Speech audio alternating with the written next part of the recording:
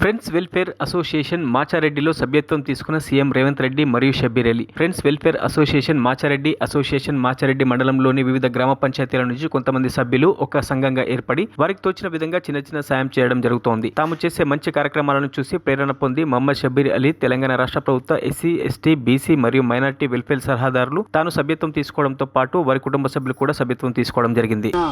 ఇలియాస్ భాయ్ and Sohel భాయ్ నలుగురు కూడా మా ఫ్రెండ్స్ అసోసియేషన్లో ఒక మెంబర్షిప్ తీసుకోవడం జరిగింది.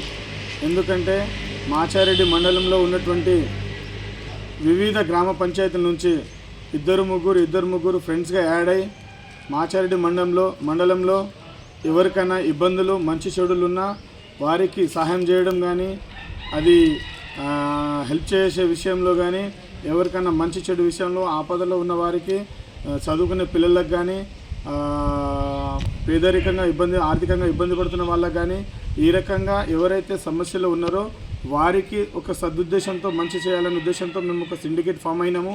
సో మా సిండికేట్ ద్వారా, మా ఫ్రెండ్స్ అసోసియేషన్ ద్వారా చేసే మంచి కార్యక్రమాలను చూసి గౌరవనీయులు షబ్బీర్ అలీ గారు, వారి ఫ్యామిలీ అందరు మెంబర్షిప్ తీసుకోవడం చాలా సంతోషకరం.